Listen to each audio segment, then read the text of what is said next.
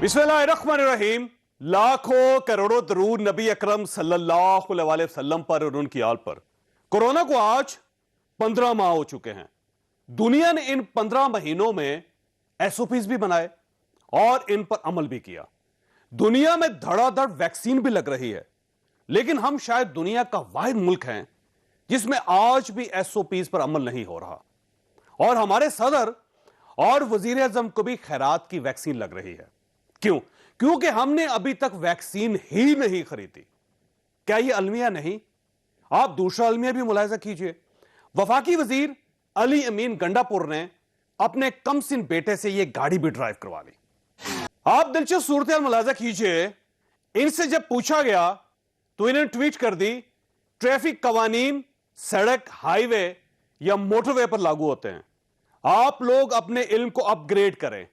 इस वाकये में किसी कानून की खिलाफ वर्जी नहीं हुई। जिस जमीन पर गाड़ी चल रही है वो मेरी मलकियत है, जो गाड़ी चल रही है वो भी मेरी मलकियत है, और गाड़ी चलाने वाला मेरा बेटा है। जी हां, ये साहब वफाकी वजीर हैं और ये क्या कह रहे हैं और ये क्यों कह रहे हैं, आपको कुछ अंदाजा हुआ?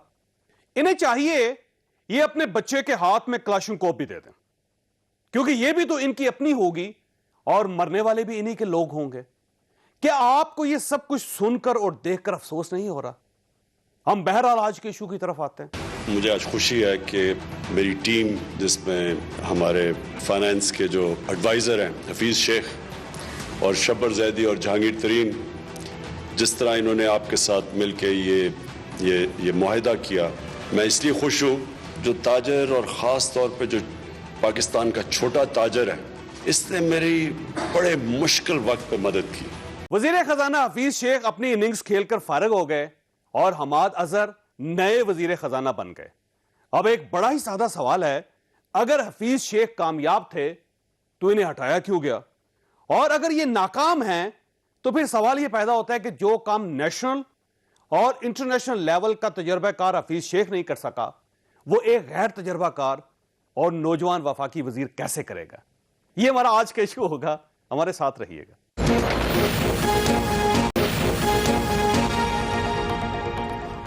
प्रोग्राम में दोबारा खुश आमदीद। हमारे साथ तशरीफ रखते हैं फारूक हबीब साहब, पाकिस्तान तहरीक इंसाफ के साथ इनका ताल्लुक है। डॉक्टर तारिक फजल चौधरी साहब हमारे साथ तशरीफ रखते हैं, पाकिस्तान मुस्लिम लीग नून से इनका ताल्लुक है। और शैला रजा साहब हमारे साथ तशरीफ रखती हैं, पाकिस्तान पीपल्स पार्टी के साथ इनका ताल्लुक है। फारूक हबीब साहब, दो ही इशूज हो सकते हैं, या तो हफीज शेख साहब बहुत माहिर आदमी थे और अगर वो माहिर थे तो उनको हटाना नहीं चाहिए था, और दूसरा ये कि वो नालायक आदमी थे, वो परफॉर्म नहीं कर सके, तो इतने नालायक आदमी को 2.5 साल फिर इकॉनमी उसके हाथ में देना ये भी मुनासिब नहीं था। तो असल इशू क्या है बेसिकली? देखिए, बात बुनियादी तौर के ऊपर ये है कि जो हुकूमत में हमें माशी चैलेंजेस मिले हैं, अनप्रेसिडेंटेड माशी चैलेंजेस हैं।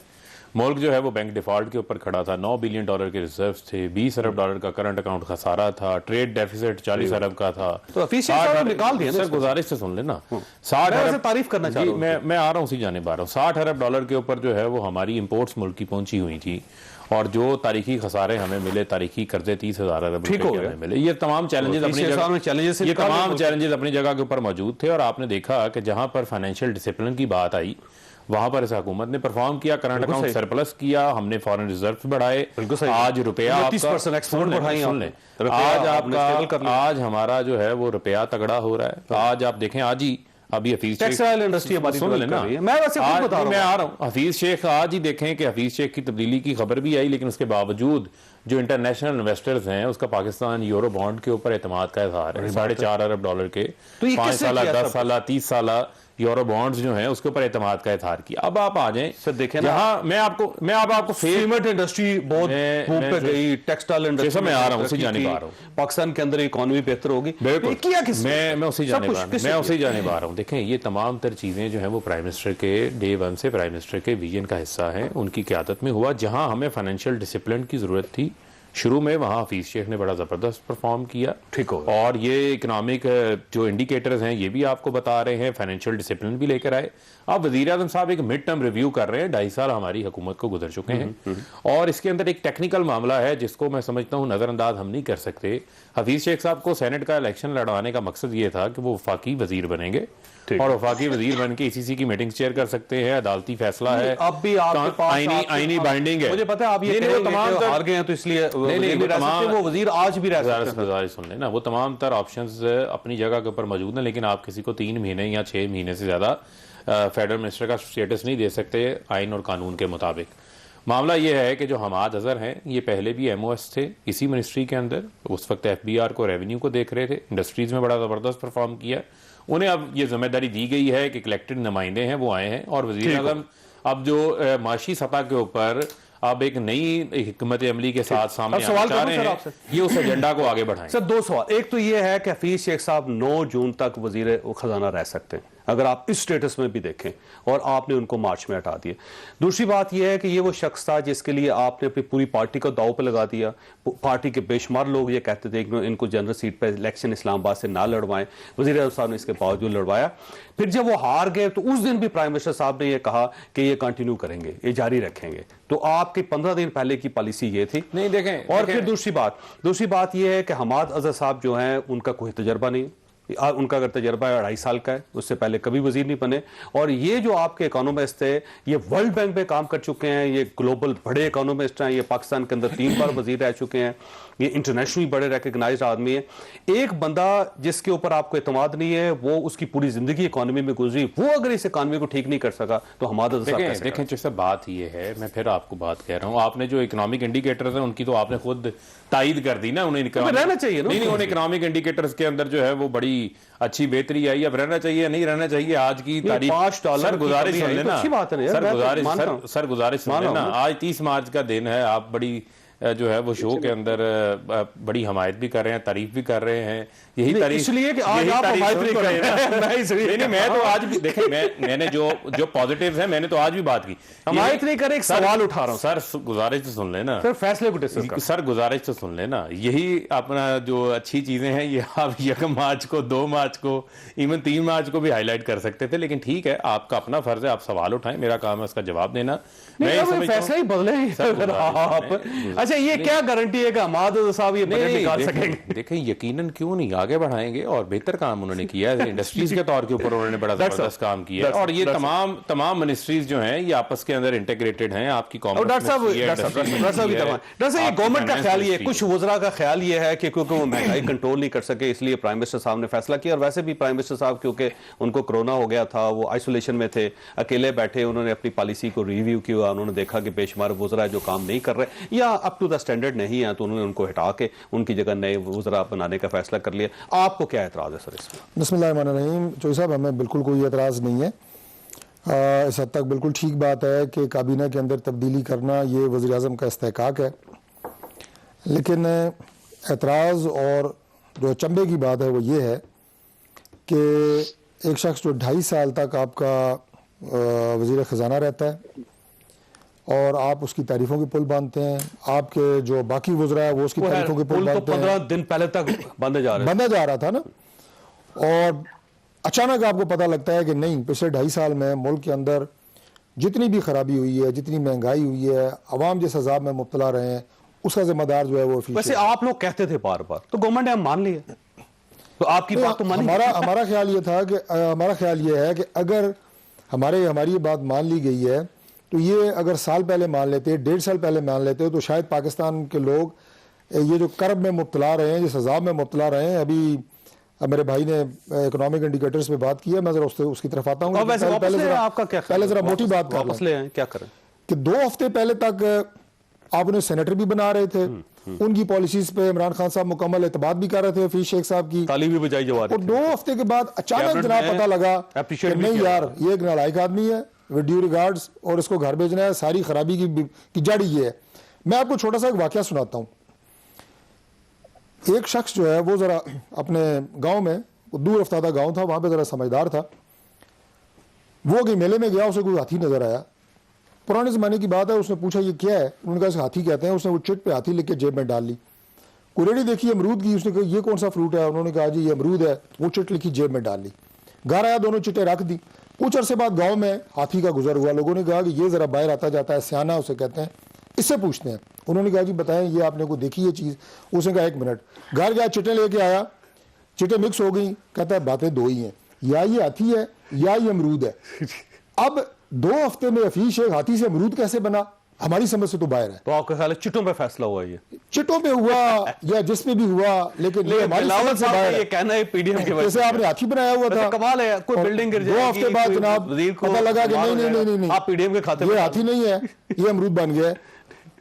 एक और बात मैं करूंगा जी कि जैसे कि मैंने कहा कि फरूक ने बात की करंट अकाउंट डेफिसिट और इकोनॉमिक इंडिकेटर्स और फलां फलां यूरो बॉन्ड्स। देखिए इकोनॉमिक इंडिकेटर जो पाकिस्तान के है ना, वो ये है कि नान हमारे दौर में कितना था, आपके दौर में कितना है। असल लोग इसके ऊपर है। आप यूरो बॉन्ड बेचें, यूरो ट्रेन चलाएं, बुलेट ट्रेन चलाएं, चले साहब आपकी उस वक्त दवाई की कीमत क्या थी, और life saving drugs, diabetes, heart, जो मैं खुद डॉक्टर हूँ, मुझे जाती तजर्बा है इस बात का कि लोगों की कुव्वत खरीद से बाहर हो गई हैं। बच्चों की स्कूल की फीसें, आपकी सब्जी, आटा, चीनी, दाल, लेके आए ना, ये सारी चीजें हैं जो पाकिस्तान की 80% अवाम जो है वो बेहतर उनके लिए ये इकोनॉमिक इंडिकेटर हैं, इन्हें काबू में लेके आए। और हमाद अजहर जो हैं वो अच्छे इंसान जरूर हैं, लेकिन मैंने पहले भी कहा, मैं दोबारा कहता हूं कि he will be a dummy finance minister. फैसले कहीं और होंगे, अच्छा जी, फाइलों में रख के चीजें आएंगी। पहले आप वैसे ये सिर्फ स्टैंप लगाने के लिए बनाए गए हैं, ये मोहरें लगाएंगे। शफीज शेख साहब के बारे में उनकी काबिलियत पे कोई शक नहीं है। असद उमर के बारे में आप यही कहते हैं, उनके बारे में। और इनके बाद जो चौथा वज़ीर खजाना है उसके बारे में भी यही कहेंगे आप? मुख्तसर नर्स कर देता हूँ, असद उमर साहब को यानी एक बहुत बड़ा इकोनॉमिस्ट भी और बड़ा अफलातून भी और सुकरात भी और बुकरात भी इमरान खान साहब ने बनाया था और हटाया भी उन्होंने। उसके बाद ये जो आपने हफीज शेख साहब की बात की है ना, मैं सिर्फ एक छोटी सी बात कर दूं, आपने जो उनकी काबिलियत की बात की है, हमें उसमें कोई डाउट नहीं है, लेकिन हमारे इस अपना सिस्टम में अगर वो बेहतरी नहीं ला सके, ये एक हकीकत है। लेकिन हमाद साहब जो हैं, इनका तो एक्सपीरियंस ही नहीं है। ये तो गाड़ी जो है, ये तो बगैर इंजन के तो चलेगी नहीं। शैलेश साहब ये फरमाइएगा कि ये बिलावल साहब का ये कहना है कि ये पीडीएम के दबाव पे हटे हैं, तो ये फरमाइएगा ये हर वाकया जो पाकिस्तान में अब हो जाएगा तो आप उसको पीडीएम के खाते में डाल देंगे? क्योंकि आप लोग तो चाहते थे प्राइम मिनिस्टर साहब इस्तीफा दें, तो आप प्राइम मिनिस्टर साहब का इस्तीफा तो नहीं ले सके, तो आपका ख्याल ये है कि चलें प्राइम मिनिस्टर नहीं गए तो हफीज शेख ही सही? मैं समझती हूँ कि अगर मरहलावार धक्के लग रहे हैं तो और भी मजे की बात है। और दूसरी बात यह है कि पाकिस्तान को मुसलसल तजर्बागाह बनाए रखना अच्छी बात नहीं है। और वजीर आजम साहब ने तो पहले ही कह दिया था कि हमारे पास 200 माहिर माशियात है, तीसरे तक आते आते हम यहाँ तक पहुंच गए हैं। और देखिए ये जो महंगाई का इल्जाम लगाया जा रहा है, तो महंगाई तो कंट्रोल करना स्टेट बैंक का काम है। स्टेट बैंक का चौथा गवर्नर, तीसरा वजीर खजाना। तो चले हफीज शेख को तो उन्होंने फिर भी इतने दिनों कबूला, वो उनसे मिले भी नहीं थे और ऐलान कर दिया गया था कि वजीर खजाना हफीज शेख होंगे, लेकिन असद उमर तो उनके पोस्टर बॉय थे। और अब हमाद अजहर को कहा जा रहा है कि उनका बड़ा काम है और उन्होंने फैटफ में भी ये किया, तो फैटफ में 2.5 साल के बाद भी आप ग्रे लिस्ट से नहीं निकले। तो अब सूरत हाल ये है कि चलिए आप ले आए इन्हें, आप अपने विजन से ले आए, तो नहीं आप डालें इसको पीडीएम के खाते में। तो मैं उम्मीद कर लूं कि 2.5 साल बाद अगर आप अपने विजन के हिसाब से फिर एक ले आए हैं, तो चलो 1 करोड़ नहीं तो 50 लाख नौकरियां मिल जाएंगी। आप जो है फूड इन्फ्लेशन की अगर मैं उसकी तरफ आ जाऊं, तो कोई भी जो अशिया है वो ऐसी नहीं है कि जो 50 रुपए या 50 रुपए के करीब हो। सब जो है इनकी टर्मिनोलॉजी में जो है वो सेंचुरी क्रॉस कर गई है, नियर द सेंचुरी है। और नोटिस लेने के बाद वजीर आजम का चीनी 110 रुपए है। तो ये जो इनका मसला है कि ये हर चीज को जो है कोरोना में भी बैठ के ये बात करते हैं कि किस तरह जवाब देना है, कारकर्दगी पे अपनी नहीं बात करते, उससे हालात ठीक नहीं होने वाले हैं। आप बिजली की और गैस की कीमतों में देख लें, बिजली की कीमत में इजाफा होगा तो महंगाई बढ़ेगी। आप जो हैं, अभी मैं चैनल पे मेरी नजर थी तो मुझे पता चला कि IPPs को पहले ही मरहले में नहीं करते। अच्छा, तो इसमें शहरा साहब मुल्क को आप कहाँ ले जा मुख्तलिफ रहे हैं, आरा किस हैं, तरह ले जा मुख्तलिफ रहे हैं? अफवाहें हैं। कुछ अफवाहें ये भी हैं कि बजट में कुछ फैसला करना चाह रहे हैं प्राइम मिनिस्टर साहब या गवर्नमेंट ये फैसला करना चाह रही है कुछ रिलीफ देने का, और वो हफीज शेख साहब तैयार नहीं थे उसके लिए, क्योंकि ज़ाहिर है वो कहते थे बाइंडिंग है बाहर की और हम ये नहीं कर सकेंगे, तो उसकी वजह से उनको हटा के जो है ना हमाद साहब को उनके हवाले कर दी गई वजारत, ताकि बजट एक अच्छा फ्रेंडली बजट लाया जा सके जिसका आवाम को फायदा हो। ये सारी चीजें आप देखते हैं फ्यूचर में इसका क्या बनता है। फरक हबीब साहब, आपके पास एक सवाल छोड़ के जा रहा हूँ कि तीसरा साल है गवर्नमेंट का, तीसरा वजीर खजाना है आपका, क्या आपको यकीन है कि ये बजट तक सर्वाइव कर सकेंगे और बजट के बाद चौथा वजीर खजाना नहीं आएगा? छोटी सी ब्रेक के बाद दोबारा हाजिर होता है। फरक हबीब साहब, प्रोग्राम में दोबारा खुश आमदीद। फरक हबीब साहब, बड़ा सिंपल सा सवाल है कि ये बताएं कि तीसरा साल तीसरा वजीर खजाना, ये किए ना हो चौथा साल चौथा वजीर खजाना, हर साल आप एक वजीर खजाना चेंज करते रहें, कोई गवर्नमेंट ऐसी गलती नहीं करती। वजीर खजाना जो होता है एक मुस्तकिल वजीर होता है क्योंकि उसने पूरी गवर्नमेंट की पॉलिसी चलानी होती है। अगर आप इस तरह ड्राइवर बदलते रहेंगे तो कैसे चलेगा ये? देखिए, बात यह है कि आप हमेशा जो है वो रिव्यू करते हैं अपनी चीज़ों को, उस रिव्यू के अंदर अगर आपको तब्दीली ले आते हैं, वजारत खजाना में नहीं बड़ी होता बात नहीं, वो तो आपके कहने की बात है। देखिए, इंपॉर्टेंट चीज़ क्या है, देखिए मामला ये है कि अभी हमें हफीज शेख की तारीफों के बारे में बताया जा रहा था। 15 रोज पहले तो गिलानी साहब बहुत अच्छे इंसान थे, उनसे बड़ा पार्लियामेंटियन कोई नहीं था, उनसे अच्छा वजीर आजम कोई नहीं था, आज भी है। उनसे अच्छे लोगों को लेकर ही चलते थे। कल के ये उनको सिलेक्टेड कहना शुरू हो गए। सबसे जो है वो बुरा बना दिया गिलानी को उन्होंने पकड़ के। तो आप पिछले फैसलों को डिसऑन कर नहीं, देखें बात ये है, आपका पिछला फैसला गलत साबित हो। देखें, बात ये है, डिसऑन करने की बात नहीं। मैंने आपको पहले भी बताया कि जो उस एंगल के ऊपर चीजें थी, फाइनेंशियल डिसिप्लिन लाना था, वो ले आए हैं। उसके बाद अब वज़ीर आज़म साहब चाहते हैं, अब ये नहीं मुश्किल काम वो कर गए, आप आसान काम के लिए आपने आसान काम का मामला नहीं। देखिए, बात ये है, या वो नहीं कर सके तो मुश्किल कामों के लिए बात ये है कि आपके पास हमेशा हर चीज के ऊपर चैलेंज होते हैं। अब आप बार बार बड़ी बात हो रही है महंगाई के हवाले से। देखिए, हमारा काम ये, जब हम टीवी शोज पे बैठते हैं तो हमने लोगों को साथ में एजुकेट भी करना है। तनकीदी जायदा बड़ा जरूरी है, लेकिन आप ये बताएं कि बिजली की कीमतों के बारे में बात होती है, कितने बिजली के लिए हमने डैम लगाए? 3 बार तो इन्होंने तजर्बे हो गए ना। ये कह रहे थे कि हर बार मुल्क को डैम नहीं थे, नहीं, कोई सस्ती बिजली, उसके बाद ये सस्ते दे रहे थे, कोई सस्ती बिजली। मैं अभी आपके सामने हकायक रखता हूँ, मुझे जरा आप uninterrupted time they they please. बात ये है कि ये कहते हैं मुल्क को तजर्बाकार नहीं बनाएंगे। 3 बार तो इनके नाम पे तजर्बे हो गए, ये वजह थी अवाम ने इनको रिजेक्ट किया। आपने अब आप आ जाए, एक मिनट सुन लें, सुन लें। IMF का मुझे शख्सियात के ऊपर नहीं जाना, मैं अब आपके ऊपर जाना चाहता हूँ। जो ग्रास रूट प्रॉब्लम है इस मुल्क के साथ, जुल्म और ज्यादती क्या करके गए। 50,000 मेगावाट की कैपेसिटी खड़ी करके चले गए, 30,000 मेगावाट की जरूरत है, महंगे बिजली के तो ये खुश होने के लिए नहीं है। ना, ये खुश होने के लिए आपने कैपेसिटी पेमेंट दे दी है 650 अरब रुपए के नाम के ऊपर। आप बढ़ाएं, आपने अपना रेवेन्यू बढ़ाएं, लोग काम बढ़ाएं, फैक्ट्रियां लगाएं। उस बढ़ाने के लिए आपको वक्त दरकार है। वेल्थ क्रिएशन हम कर रहे हैं ना।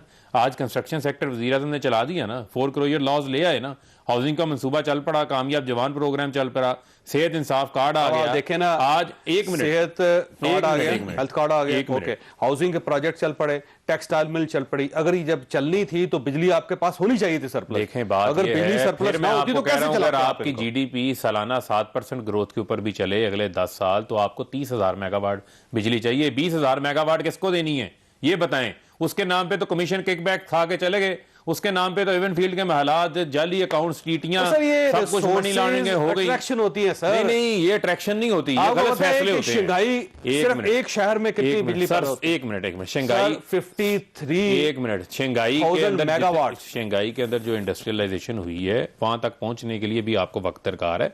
जो मैं बात आपसे कर रहा हूं उसके ऊपर आप फोकस करें। फिर आ जाती है महंगाई। जी, ज़रई मुल्क सिंध में बैठे हैं ना 15 साल से, कौन सा सिंध का नया इन्होंने बीज मुतारफ करवाया? 18वीं तरमीम के बाद चला गया ना एग्रीकल्चर डिपार्टमेंट इनके पास। कौन सा कपास का बीज लगाया? ओमनी ग्रुप की 1 शुगर मिल से 11 शुगर मिलें तो हो गई। 14 अरब रुपए की गंदम चोरी हो जाती है। सूबों का कोई करदार नहीं है। एक मिनट, और एक रियलिटी महंगाई रोकने में महंगाई, जावेद चौधरी साहब, स्टेट बैंक कंट्रोल करता है। सर एक मिनट, सूबों का किरदार है, उसमें स्टेट बैंक का कमाल सूबों होता का है भी महंगाई किरदार है में। ना। स्टेट बैंक का जो किरदार है, स्टेट बैंक किरदार अदा कर रहा है। आज मुल्क सर में आज वो एक मिनट, सर एक रुपया बढ़ा दें एक मिनट। डॉलर की कास्ट में, महंगाई कहीं से नहीं चलेगी। एक मिनट जरा गुजारिश सुन, 1 रुपया कम कर दे, महंगाई डाउन हो एक जाए। मिनट जरा गुजारिश सुन लें। देखें बात क्या है, मामला ये है कि आज इनके दौर के अंदर फार्मूला सागडार का ये था कि नोट छापते जाओ, 3-3 साल की मुद्दत में 14% पे स्टेट बैंक से कलील मुद्दती लोन्स लिए। आज हुकूमत बोरिंग नहीं कर रही स्टेट बैंक से, आज नोट नहीं छपवा रही। आज ये हुकूमत जो जो है, कर्जे बढ़ रहे हैं, कर्जे कैसे बढ़ रहे हैं? एक मिनट, कर्जे कोई नहीं बढ़ रहे। आज हुकूमत जो है वो कर्जे रीपे कर रही है, वापस कर रही है। उसके अलावा आज हुकूमत जो है वो इंडस्ट्री को टफ के नाम पर 500 अरब रुपए की फैसिलिटी फराहम की है, 2% पे 3% के ऊपर। कहां थी? आज इंडस्ट्रियलाइजेशन इसी वजह से हो रही है, एक्सपेंशन हो रही है, लेकिन लार्ज स्केल मैन्युफैक्चरिंग में इजाफा हुआ। ये है कि आज लोगों का कॉन्फिडेंस बिल्ड हुआ है। आज हम बैठ के जितनी मर्जी 15 महीने कोरोना को लेकिन गए, ये हकायक है। पाकिस्तान वो वाहिद मुल्क है जिसने अभी तक कोरोना की वैक्सीन नहीं एक खरीदी। मिनट देखें, सर खराब इकॉनमी, हमारा प्राइम मिनिस्टर भी, हमारा सदर भी खराब की वैक्सीन इस्तेमाल कर रहा है। एक मिनट देखें, बात यह है, बड़ा आसान काम है ना। आपने महंगाई पे बात की, इकॉनमी पे बात की, अब आप वैक्सीन के ऊपर आ गए हैं। मुझे सर ये वज़ारत खजाना का काम था, नहीं, ये गवर्नमेंट का काम है। का काम ना थे। आज 30 मार्च है, आज पहली प्रोक्योर्ड खेप पाकिस्तान की जो है वो पहुंच गई है। और बात यह है कि दुनिया जहां जहां वैक्सीन बन रही है, सर ये कोरोना की जो सूरत-ए-हाल है, सच बताना है ना, इकोनॉमी साहब सच बताना, जरा हकायक सुन लेना, जरा हकायक सुन लेना, वो भी बयान होने चाहिए। सर मुझे सिर्फ आधा मिनट दे दें। आज मैं आपको ये कह रहा हूं, जो दुनिया बनाती है, यूएस ने बनाई, पहले उन्होंने अपनी आबादी को लगाई, बाद में बाहर दे रहे हैं। इंडिया ने बनाई, पहले अपनी आबादी को लगा रहे हैं। सिर्फ चाइना, सुन लेना, जो चाइना है वो फराहम कर रहा है, तो हम बना रहे हैं ना। अगर हम वेंटिलेटर बनाने की तरफ जा सकते हैं, तो मास्क बनाने की तरफ जा सकते हैं, अगर हम उसका लिबास बनाने की तरफ जा सकते हैं, सर वो 15 जा रहे हैं आपके पास, आप सारी चीजें कंपनीज को इकट्ठा करके इंटरनेशनल किसी कंपनी के साथ एग्रीमेंट करके पाकिस्तान के अंदर वैक्सीन बनवाते, यहाँ पे लोगों को लगाते, बाहर एक्सपोर्ट करते, पूरा अफ्रीका बैठा हुआ है। उसके ऊपर भी आपने अभी तक काम नहीं हुआ भी सुन लें, उसके ऊपर भी हमारी कंपनीज मिलकर बाहर की कंपनियों के इश्तराक से काम कर। हमारा एक दोस्त है, हमें उन चीजों के ऊपर चलना चाहिए। वो वाहिद शख्स है पीटीआई में, मेरा बड़ा अच्छा दोस्त है, जिसने जान अल्लाह को देनी है। मुझे नहीं पता कि इन लोगों ने जान किसको देनी है, क्योंकि जिस अज़म और हौसले के साथ ये झूठ बोलते हैं, मैं आपकी बात नहीं कर रहा, मैं इनके सारे तर्जमानों की बात कर रहा हूँ, और डट के बोलते हैं। आप सच बता दें, आप बताएं सच। ये जितनी बातें आपने की हैं, आपने फैक्ट्स भी बताए, आपने चैलेंजेस भी बताए, लेकिन उन्होंने किसी एक बात को तस्लीम नहीं किया। मीडिया सेल पाकिस्तान तहरीक इंसाफ का, जो अपने स्पोक्स पर्सन को, जो मीडिया पे आते हैं, जो फीड करता है, आपकी गवर्नमेंट में देखें एक मीडिया सेल था, मीडिया सेल में गलत बात नहीं है चोई साहब। मीडिया सेल गवर्नमेंट कहती है, पार्टियां रखती हैं, जब गवर्नमेंट होते हैं, आपके वसाइल ज्यादा होते हैं, जरूर आप रखते हैं, हमारे पास भी था, ये तो कोई नहीं मैं गलत है। मैं कह रहा हूँ जो फैक्ट आपको देते हैं, आप देखें तो सही कि मैं इसके ऊपर बात कह रहा हूँ, मुझे पूरा पाकिस्तान सुन रहा है, ये है क्या? अब आप जनाब महंगाई का रोना रो रहे हैं, उसका जिम्मेदारी किसी और के ऊपर डाल रहे हैं। बिजली बन गई, ज्यादा क्यों बन गई? पहले मसला था कि है ही नहीं, अब यह थी कि ज्यादा क्यों बन गई है, वो हमारे लिए एक मसला बन गया है। और कुछ भी ना मिले, वो जी टीटियां हो गई, वो फलां हो गया, वो हो गया, आखिरी इनका हथियार ये होता है, जब हर तरफ से फंस जाए ना, टीटियां हो गई, फलां हो गया जी, मनी लॉन्ड्रिंग हो गई। वो भाई जितने लोगों ने टीटियों के आपने इल्जाम लगाए हैं, मनी लॉन्ड्रिंग पुराने हो गए सर, छोड़े ना, आज वो अदालतों में केस है, कुछ साबित करें, मुझे भी आने से फलां बंदे ने साबित किया, आपने कितने पैसे वहां खा गया है, के आने से इकोनॉमी पे क्या असर पड़ेगा सर? आपने वैक्सीन की बात की, सबसे ज्यादा संजीदा बात, बहुत सीरियस। मैं आपसे दरखास्त भी करूंगा, ऑन एयर कर रहा हूँ कि आप 24% कोविड के हवाले से, कोरोना के हवाले से बाकायदा एक प्रोग्राम रखें, लोगों को आगाही दें। इस वक्त हम जिन मसाइल का शिकार हैं, लोगों को मजीद अवेयरनेस की जरूरत है। तीसरी लहर बहुत शदीद लहर है। नेपाल के अंदर, इंडिया के अंदर, नेपाल के अंदर 55,000 में से 55 लोगों को वैक्सीन लग चुकी है, इंडिया में 30 लोगों को, और हमारा 30 लोगों को, हमारा 1000 में एक बंदे को, और वज़ीर आज़म भी वो फखरिया अंदाज से फ्री लोग, जो फ्री वैक्सीन आपको गिफ्ट हुई है, आपने खराती का, चलें उसको फ्री कह लें, वो लगवा के खुश हो रहे हैं।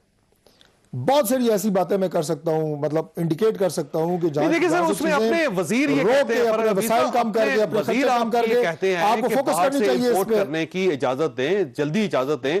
$4-5 की बाहर से मिल रही है, आप लेके आए ताकि जो लोग अफोर्ड कर सकते हैं वो लगा सकें, और उसका 8,000 रुपए जो कीमत आपने कोई वजीर ये नहीं कह रहा, करनी पड़ी, कोई वजीर ये नहीं कह रहा, मैं अभी नाम नहीं लूंगा, लेकिन वुजरा के घरों में तो बाजमात वैक्सीनें लग रही हैं। घरों में वुजरा के ब्रिस्टल्स कॉलोनी में, ब्रिस्टल्स कॉलोनी में इनके घरों में तो बाजमात वैक्सीनें लग रही हैं, सिर्फ अहले खानों को नहीं, अहले खानों को नहीं, अजीज अकरबा को भी, दोस्तों को भी। आपने लगवानी है, मैं भी आपको ब्रिस्टल्स कॉलोनी ले जाता हूँ, अभी लगवा देता हूँ। सबसे पहले तो इनके साथ गवर्नर ने लगवाई है। हाँ, वो आपको जवाब देना तो बैठ उनकी साहब। इनका जवाब ही ये है ना, इतना देने के लिए पैदा हुए हैं, तर्जुमान तो नहीं हूं, इतना मैं तो कोसने ही अपनी बात देते कर रहेंगे। सकता हूं। मैंने किसी का नाम नहीं वैसे लिया। तारिक बशीर चीमा साहब नहीं, का मैं जो तो अपना किसी का बता नाम सकता नहीं हूं। एक्ट है सर, जो उनका फेल है, आप उसको उससे एग्री सर देखें, बात ये है, मैं तो सबको अपनी अपनी बारी का इंतजार करना चाहिए। जो एक वो प्रोसीजर काबीना है, के हिसाब से देखें, पूछा एक उनसे। मिनट, एक मिनट, जो प्रोसीजर है, जो सेटअप है, उसके ऊपर देखें ना सबको सर, आपने उसको follow तारिक करना बशीर चीमा चाहिए। साहब से एक पूछा कि मिनट। ये क्यों हुआ? देखें, बात ये है, वो गवर्नमेंट का अपनी- काम है ना सर। अपनी वजाहत वो जरूर पेश करेंगे, और जो पूछने वाले उन्होंने जरूर पूछा भी होगा, लेकिन जो बुनियादी चीज है, जो बुनियादी चीज ये है कि अली आज- अमीन गन्ना साहब से पूछा एक आपने मिनट, कि वो छोटे बच्चे को मिनट, गाड़ी एक में बिठा मिनट, के उनको क्यों ड्राइव करवा रहे हैं? देखें, वो भी अपनी वजाहत उन्होंने दे चुकी है, लेकिन मैं तो इसका मतलब ये वजीर तो independent हो गए ना? उन्होंने अपनी वजाहत दे चुके हैं, आप उससे मुतमईन नहीं, ये पूछ लेकिन रहे ये हैं। नॉन मुतमईन इशू है है, वैसे? ये नॉन इशू हाँ, ये नॉन इशू है। नॉन इशू है, काबीने में बैठा हुआ नॉन शख्स इशू है। ये कह रहा है अली अमीन कि का जिस जगह पे गाड़ी अली चल रही अमीन का है नॉन इशू वहां पे है। पाकिस्तान के कवानीन का निफाज सर नहीं ऐसी है। मेरी बात आप इसे सुने, बात करते हैं? आप इस किस्म की वैसे agree बहुत- करते हैं वैसे? इस किस्म की चीजें निकालने बैठेंगे तो बहुत सारी सर वो चीजें- खुद रिलीज भाई, कर रहे ये हैं, गलत काम कर रहे हैं। एक एक वफाकी मिनट, वजीर खुद वो अपनी रिलीज कर वजाहत रहा दे है, देंगे ना। अपनी गाड़ी में वो अपने उनकी- बच्चे को बिठा सुन के लें। उसे कह रहा है वो पुत्र उनकी- चला एक तू, मिनट। वो चला रहा है। एक जब लोगों ने कहा है, प्रोटेस्ट किया, तो उन्होंने कहा जी मेरी एक जमीन है, मिनट, मेरी गाड़ी, वो- मेरा बेटा। वो अपनी पर्सनल वजाहत जो है ना वो दे भाई, देंगे, ये यहाँ आ personal गई है, बात वो नहीं अपनी है, दे देंगे। गवर्नमेंट ने पूछना है उनसे। पूछ लेंगे अब आप आगे चलें, अब आगे चलते हैं ना। गवर्नमेंट ये डिटाइल नहीं एक होती मिनट, होती, बात बोल सकती है मेरे भाई। जरा अब आगे चलते हैं जिस मामले ये गलत पर काम बात हुआ, है। उसमें बैठ जाए। जो वैक्सीनेशन का मामला है वो हुकूमत अप्रैल के अंदर 70 लाख डोजेज आ जाएंगी, हमने प्रोक्योर कर दी है सर 24% पे पहुंच चुका है पाकिस्तान। पहुंच जाए, आ जाएंगी यहाँ पर। और बात ये कि आ जाएगी, PDM आप मुतमईन हैं? भी तो माफी मांग गवर्नमेंट ले की ना। स्पीड से मैं मुतमईन हैं? PDM भी तो माफी मांग ले जलसे मैं सोच रहा जुलूसों था पे। जब हम इन्हें कहते आपने जो थे कहा कि 24% इन्होंने पहुंच चुका है SOP follow पाकिस्तान, किए हैं। जो अंदाज उन्होंने बनाया, सर ये सदर मैं को समझा होगी, ये कहने लगे थे प्राइम कि सानू मिनिस्टर की अंदाज यही है, मिनिस्टर सानू साहब की- को होगी, क्या वो जलसों में जाते रहे? जलसे जुलूस बंद कर लेना अपने। और जलसे जुलूस वजीर आजम में साहब यार, वो ये बनाने वालों में शामिल नहीं है। किसको जान सर, देनी है, पार्लियामेंट तुम में लोगों कोई ने? आदमी खौफे ये खुदा खिलाने करो, वालों में शामिल नहीं खौफे है। खुदा करो, जो अभी आप तो आपको क्या खौफ है खुदा? आप आज खौफ खुदा की बातें करने लगे अकलमंद आदमी ने आपको आप समझ अभी रहे हैं मत कि दी है आपसे बड़ा दूर कि से ये बड़ा शादी दुश्मन हाल कोई बंद नहीं है। करो। अभी किसी ने अकल दी है आपको, ये पहले बंद कर देते, नहीं, यहाँ पे ये ना पहुंचते। सारी चीजें जो आपने सारी पॉलिसी चीजों के लेकर ऊपर नालायक और नायक सारी लोग बिठाए चीजों हुए के ऊपर हैं, SOPs वो पर पहले अमल आपको दरामद बता हो रहा है। देता आप कि ये फिक्र शादी करें, हाल आप बंद PDM की करें, फिक्र तो एक करें। महीना पहले अगर बंद हो जाते शायद बेहतर आप हो तो जाता। PDM का 26 तारीख को लॉन्ग इंतहाई मार्च करने संजीदा जा काम रहे होता है, हैं। लॉन्ग मार्च करते हैं ना आप ऐसे बात पहले। क्या हो रही है PDM नहीं, की? आप आप लॉन्ग बात मार्च करें की यार, बात से इत्तेफाक आप बात करें यार, ऐसे। आप अल्लाह ने 26 बड़ा तारीख को करम किया, लॉन्ग मार्च करने जा रहे हुआ है हैं। मुझे। आज आप माफी मांगे बात ना। बड़ी सीरियस हो रही आप है। माफी मांगे PDM कि हमने जलसे बात जुलूस कोरोना की किए। हो रही है, लोग मर रहे हैं, PDM नहीं, यार, तो ये क्या गैर आप संजीदगी जलसे है? जुलूस नहीं कर ये रहे हाल है थे। आप लोगों का। आप जलसे हम जुलूस नहीं संजीदा कर रहे बात कर रहे हैं। थे। नहीं, ये भी गाना संजीदा कर रहे हैं। बात है ना। जलसे जुलूस कर रहे आपने हैं। SOPs की खिलाफवर्जी नहीं पॉलिसीज की। आप देखें अपनी, बता दें। अच्छा मुझे बात वैसे तो ब्रेक होती है, लेने PDM ब्रेक लेने दें, लेकिन फर्क अभी साथ इशू ये है कि क्या सदर साहब ने भी SOPs की खिलाफवर्जी की थी जिसकी वजह से उनको कोरोना हो गया? क्या प्राइम मिनिस्टर साहब ने भी खिलाफवर्जी की थी? क्या हफीज शेख और साहब ने सबसे बड़ी बात बात ये ये है, गवर्नर सिर्फ एक बात, सबसे बड़ी बात खिलाफवर्जी ये की थी है SOPs कि लोगों को इतना किसी को भी मिसलीड हो किया, सकता है। उन्हें ये कहा कि मैंने किसी को भी वैक्सीन हो सकता है, लगवाई है, लेकिन आप उसके एहतियात बाद तो मुझे कर सकते कोरोना हैं ना। हुआ है। तो अगर सदर और वजीर आजम एहतियात नहीं नहीं। कर सके तो लोग दूसरे क्या आते हैं? एहतियात- दूसरी बात एहतियात ये की है है ना। मैंने तो ब्रेक जरा- ले जरा ली, इस पे- लेकिन इस पे दूसरी एक बात नुक्ते ये पे है जवाब दें कि मुझे। पिछले 4 माह डेढ़ साल बाद पहले डेढ़ इनकी साल सुनो। बाद हुआ ना। सर एहतियात पिछले की है। 4 महीने में किसी जो सदर को वज़ीर आज़म को पूरी दुनिया कोरोना नहीं हुआ क्योंकि दुनिया उससे आगे चली गई नहीं, थी। आप हम एक इतने नुक्ता पीछे मुझे रह बता गए हैं कि अब दें हम कि जब मुल्क का कोरोना वज़ीर हिट आज़म करना ये शुरू- कि वैक्सीन लगा के मुझे कोरोना हुआ है, पाकिस्तान में वैक्सीन लगाएगा कौन? इसका जवाब दें मुझे। चले साहब मैंने एक ब्रेक लेनी है, लेकिन आपके पास एक सवाल छोड़ के जा रहा हूं कि हमाद अजहर साहब के आने से पाकिस्तान की मैशत को क्या फायदा हुआ? छोटी ब्रेक के बाद दोबारा हाजिर होता हूं।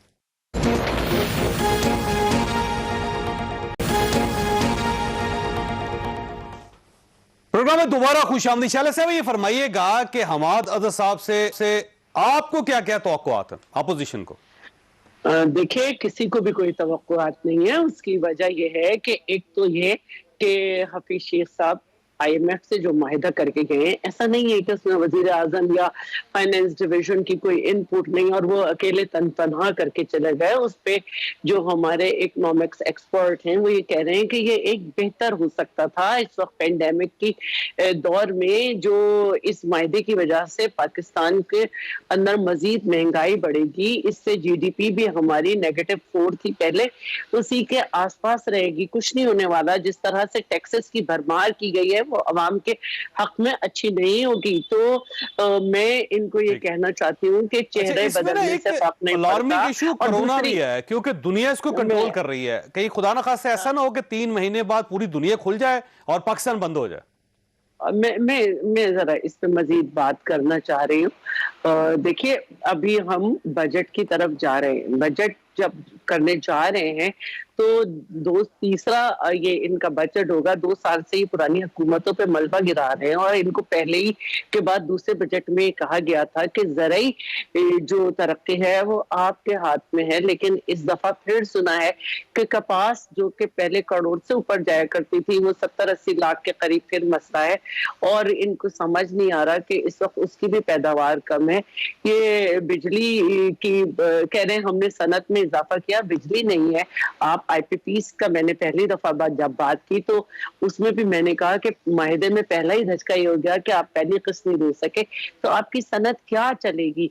आप जो है ना राजा परवेज, आप जो है वो गिलानी साहब पे बात करके ऑपोजिशन को कुछ भी कर ले, इस वक्त आप हुकूमत है, डिलीवर आपने करना है। उस इलेक्शन से उस जो दराड़ है या नहीं है, जो या दोनों के दरमियान मसाइल है, आपकी परफॉर्मेंस है। और ये जो आपने कोरोना पे बात की, अभी देखिए अब तो पाकिस्तान पीपल्स पार्टी गवर्नमेंट बड़े करीब आ गए। अब तो इन्होंने अपने 4 सेनेटर्स भी दे दिए हैं यूसुफ गिलानी साहब को, तो ये तो अच्छी बात है। अब मेरा ख्याल है आपको चाहिए कि थोड़ा सा सपोर्ट करना शुरू करें, क्योंकि हफीज शेख साहब के आप भी डसे हुए हैं, ये भी डसे हुए हैं, तो अब एक दर्द भी कॉमन हो गया आपका। नहीं, हमारे मसाइल और थे। उस वक्त बहुत ज्यादा दहशतगर्दी थी मुल्क में, बबल इकोनॉमी परवेज मुशर्रफ की थी, हम बेहतरी की तरफ ले गए। ये हफीज शेख साहब के साथ जो है बेहतरी की तरफ नहीं गए। हमेशा ये गलत तरीके से तज्जिया करते हैं, करंट अकाउंट डेफिसिट की बात करते हैं, इनको बजट डेफिसिट की बात करनी चाहिए। और जिस करंट अकाउंट की ये बात करते हैं वो फिर इस दफा अभी फिर स्टेक पे चला गया है, वो फिर बढ़ेगा। उससे असल चीज बजट डेफिसिट होती है। तो मैं इनको ये बताना चाह रही हूँ कि हमाद अजहर कुछ नहीं कर सकेंगे और इनका काम अब ये नहीं है कि ये ऑपोजिशन की तरफ देखें, हुकूमत का काम डिलीवर करना होता है। ये फरमाइएगा सर, ये हमाद अजहर साहब पे बहुत ज्यादा लोड नहीं आपने लाद दिया, क्योंकि उसकी वजह यह है कि वो अभी उनका इतना तजर्बा नहीं है, आपने इतना बोझ उनके ऊपर उनके कंधों पर रख दिया है कि क्या वो इस सूरत हाल में जब कोरोना फैल रहा है, वैक्सीन की जरूरत है पाकिस्तान को, फैटफ के इश्यूज हैं पाकिस्तान के अंदर, जो रिसेशन आ रहा है, वो महंगाई है, ये सारी चीजें क्या वो कंट्रोल कर लेंगे? देखिए, अभी पीपल्स पार्टी के हवाले से ये बात कर रही थी। पीपल्स पार्टी के दौर के अंदर तो ना लोगों को बिजली मिल रही थी, ना लोगों को गैस मिल रही थी, इंडस्ट्री बंद पड़ी थी, काले स्याह बैनर लगे हुए थे। मैं आपको फैसलाबाद की सूरत हाल बता रहा हूँ। शहबाज शरीफ साहब पखियां लेकर एहतजाज किया करते थे आपके इल्म में, ठीक है, वो किसी से ढका छुपा बात नहीं है। उसी वक्त उन्होंने जज्बाती तकरीरें की थी कि जरदारी साहब को मैं सड़कों पे घसीटूंगा। वो अलग बात है कि जरदारी साहब ने अब पीडीएम के दौरान इनको घसीट लिया है। मामला ये है कि ये अपने दौर की तो बात ही ना करे ना, पीपल्स पार्टी पीपल्स पार्टी के मुंह से तो परफॉर्मेंस का लफ्ज ही अच्छा नहीं लगता, को क़यामत की निशानी होती है। और मामला ये है जो वो भी नहीं अच्छा लगता, वो तो इसहाक डार साहब की जो एक्सपर्टीज है वो किसी और में तो हो नहीं सकती। इसहाक डार साहब ने क्योंकि कंट्रोल रखा था, वो नहीं के अंदर, और इन्होंने बिजली भी ज्यादा बना दी, सड़कें भी ज्यादा बना दी। अभी बात ये है, अभी फैटफ के हवाले से बात हुई। देखें, मामला ये है, फैटफ का तोहफा तो ये लोग देखेंगे। आज कहां आपके ऊपर ग्रे लिस्ट से ब्लैक लिस्ट के ऊपर जाने के ऊपर तलवार लटक रही थी। यही हमाद अजहर हैं जिन्होंने जो एक मुश्किल तरीन है उनका एजेंडा था, उसके 27 पॉइंट्स में से 25 पॉइंट्स मुकम्मल अमल दरामद करवा दिए। 2 पॉइंट्स के ऊपर पार्शियल प्रोग्रेस है। पाकिस्तान इंशाल्लाह ब्लैक लिस्ट में नहीं जाएगा, ग्रे लिस्ट से भी बाहर आ जाएगा। ये उन्हीं की कारकर्दगी है। जब इस वजह से एलिवेट किया गया, जब बिल्कुल जब दूसरा डिमोट कर दिया ना, हफीज शेख साहब को डिमोट कर दिया। सुन ले डिमोट नहीं बल्कि फारग ही कर दिया। जब वो इंडस्ट्री में काम कर रहे थे, तो यही इंडस्ट्री आपकी लार्ज स्केल मैन्युफैक्चरिंग ने प्रोग्रेस की। यही हमाद अजहर जो हैं वो एनर्जी का पैकेज लेकर आए जिसके तहत ऑफ पीक आवर खत्म किया गया। आप इंडस्ट्रियलिस्ट से पूछें, उसको फायदा हुआ, उसको इजाफी बिजली के ऊपर 50% फायदा। आपको यकीन है कि ये पाकिस्तान को मुश्किलों से एक मिनट उसके अलावा ये 50 अरब रुपए का यही हमाद अजहर पैकेज लेकर आए थे कोविड के दौरान, जिसमें कमर्शियल कनेक्शंस वालों को और 75 केवी का जो स्मॉल मीडियम ठीक है, इंडस्ट्रियल वाला उसको तो benefit दिया आपका था। ख्याल ये है कि ये पाकिस्तान policies- को मुश्किलों से policies निकाल को लेंगे, लेकिन पॉलिसीज को फर्क साहब समझते कहीं हैं, ऐसा ना तमाम हो दोस्त कि policies 2-3 महीने बाद आप इनके बारे में भी इसी किस्म के ख्यालात का इजहार कर रहे हो जो आप हफीज शेख साहब के बारे में कर रहे हैं। आप ये कह रहे हैं कि हाँ उनसे तौक़ुआत थी, नौजवान थे, हमारा देखें, ख्याल था बात वो ये कर है, रहे हैं, लेकिन वो कर नहीं सके। देखिए बात ये है, देखेंगे, हमने तो अभी अभी देखेंगे। 2.5 साल आप मैं जरा परफॉर्मेंस थोड़ा देखनी सा है, उन्होंने मौजूद को तब्दील करूंगा। बेहतरीन परफॉर्म किया है, ठीक है। और बेहतरीन अंदाज से देखिए, उनका ख्याल ये है कि किया जो है, काम हफीज शेख साहब targets नहीं कर clear है। सके हमाद अज़हर साहब कर लेंगे। सर अगर कोई ये समझता है देखेंगे। कि जो काम हफीज शेख साहब नहीं कर सके मादाजा साहब कर लेंगे या ये हुकूमत कुछ अच्छा कर लेगी, वो एमको की जन्नत में रहता है।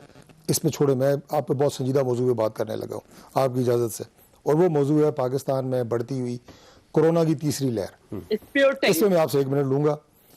देखिए हमारे इस वक्त खुशी की जितनी तकरीबात हैं, अनफॉर्चुनेटली उसमें हम वो SOPs फॉलो नहीं कर रहे जिसकी अशद सर जरूरत है। पार्लियामेंट में नहीं हो रहे SOPs फॉलो, सरकारी दफ्तरों में नहीं हो रहा। मैंने एक इज्तिमाई बात कर दी आप है। देख लें सरकारी दफ्तर के अंदर, यानी जो डीसी ये पाबंदी लगाता है कि बगैर मास्क के आप किसी दुकान में दाखिल नहीं हो सकते, उसके दफ्तर में लोग बगैर मास्क के बैठे हो। क्यों साहब, बिल्कुल आपने ठीक कहा। आपने मेरी बात को ही थोड़ा आगे बढ़ाया है, और मैं इस पर जो असली बात करने लगा हूँ वो ये है कि एक तो इसे हमें बहुत ज़्यादा संजीदा लेने की ज़रूरत है। दूसरी सबसे बड़ी बात यह है कि मैं चूँकि डॉक्टर भी हूँ, मैंने जितने केसेस कोरोना के ख़राब होते हुए देखे हैं वो सिर्फ इस वजह से देखे हैं कि लोग कोरोना में अगर कोई मरीज़ मुब्तला होता है उसे घर में रख के ट्रीट कर रहे हैं।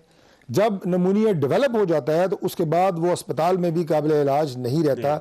इसलिए जल्द अज जल्द फौरी डॉक्टर से रब्ता करें, हॉस्पिटल जाएं, चेस्ट एक्सरेज कराएं, ताकि आपको पहले 3-4 दिनों में ये पता लग जाए कि क्या इस बीमारी से फेफड़े मुतासर हो रहे हैं या नहीं। तो और खुदा कोरोना न खास्ता पे अगर हो रहे हैं गवर्नमेंट को तो एक क्रैश आपको प्रोग्राम लॉन्च करना चाहिए, क्रैश प्रोग्राम लॉन्च करना चाहिए, और अपोजिशन और को साथ देने चाहिए। वैसे 100% साथ देंगे, ऐसे इश्यूज के ऊपर कोई आप पॉलिटिक्स वैसे नहीं है। गवर्नमेंट के साथ बैठना नहीं चाहते। और मैं वो बस बात जो मुकम्मल करने ही लगा था कि अगर आपके फेफड़े इस बीमारी से मुतासर हो रहे हैं बीमारी के शुरू के 3-4 दिनों में, तो फिर आपको ज़रा एग्रेसिव ट्रीटमेंट लेनी पड़ेगी, दवाई आपको ज़रा शायद तब्दील करनी पड़ेगी। और अगर आपके फेफड़े मुतासर हो गए तो फिर मुश्किल होगी, लिहाजा फौरी तौर पे अपना इलाज वक्त खत्म हो गया। ख्वाजा साहब, आपने गुफ्तगू सुनी। मैं जो हमारे कश्मीरियात के रहे अली अमीन गंडापुर साहब, उसके बारे में फिर उनके बारे में बात करना चाहता हूँ। सर, अगर वफाकी वजीर ही कानून की पाबंदी नहीं करेगा और जब वो गलती करने के बाद ये जवाब देगा कि सड़क भी मेरी थी, गाड़ी भी मेरी थी और उसके बाद बेटा भी मेरा है, तो सर उस मुल्क में फिर ना कानून है, ना ही इंसाफ है, ना ही उसमें रूल्स एंड रेगुलेशन।